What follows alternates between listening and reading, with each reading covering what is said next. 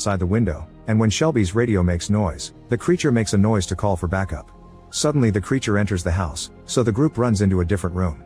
They throw a plate to distract the monster and run to a room in the back, locking the door behind them. However, the monster is strong enough to punch a hole in the door and send Jamie flying through the floor, which breaks the wood and reveals a secret tunnel. The team goes down and starts running, finding that the tunnel takes them to a cave. The monster is getting closer, so Shelby decides to stay to distract it while the others keep going. While the creature chases after Shelby in the opposite direction, the trio finds the exit and breaks down the fence to come out. Then they try to put the fence back up, but at that moment, more monsters show up. Jamie activates a grenade to kill them, however the monsters grab him and during the struggle, he dies in the explosion too. Ariane and Darren have no choice but to keep moving, slowing down when they end up in a very narrow passage. Eventually they reach a huge cavern and Darren can't help stopping for a moment to deal with his exhaustion and grief.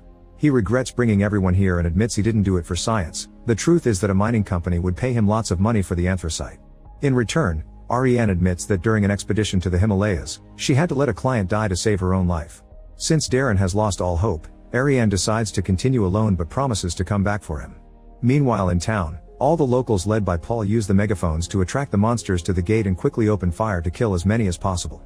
At that moment Ariane returns to the surface and starts following the sound of the shots, only to suddenly hear a monster approaching. She manages to hide in the trash and waits for the monster to leave, but when she comes out, the creature knocks her out from behind.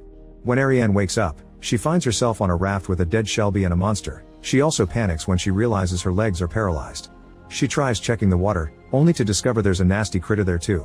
Her scream gets the attention of the creature, who puts her to sleep again. Moments later, Ariana wakes up and discovers she's with Darren and Sean. While Darren tries to give her a grenade, Sean says that these creatures are alternative species that colonize like ants.